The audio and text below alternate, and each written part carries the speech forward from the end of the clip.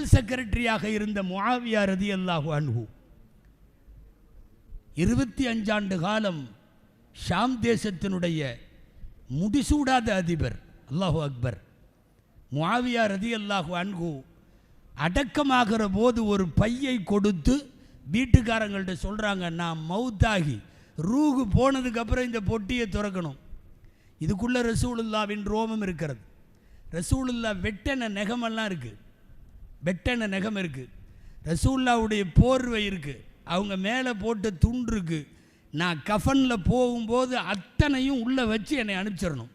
குறிப்பாக ரசூலுடைய நகங்களை எடுத்து என்னுடைய முகத்தில் இருக்கிற குழிகளில், கண் குழியில், காது துவாரத்தில், மூக்கு துவாரத்தில், வாய் மூடும் பகுதியில், எல்லா இடத்திலையும் ரசூலுடைய நகம் இருக்க வேண்டும், ரோமம் இருக்க வேண்டும், ரசூலின் துண்டு போர்த்தப்பட வேண்டும்.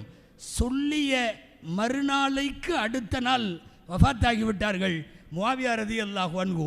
அவர்கள் சொன்னபடி அவர்கள் போய் ஊரூராக சுற்றி சுற்றி சஹாபாக்களிடம் சேமித்து வைத்திருந்த அன்னலாரின் ரோமங்களோடு நகங்களோடு தான் முஆவியா ரலியல்லாஹு அன்ஹு பயணப்பட்டார்கள் என்கிற வரலாற்றை பார்க்கிறோம்.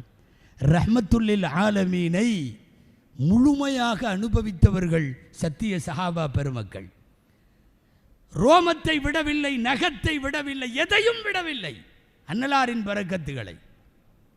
ஹுப்புர் ரசூல் என்றால் நாயகத்தின் மீதான நேசம் உலகத்திற்கு எப்படி இருக்க வேண்டும் என்பதை காட்டி கொடுத்தவர்கள் அந்த ரசூலின் காதலர்கள், பிரியர்கள்.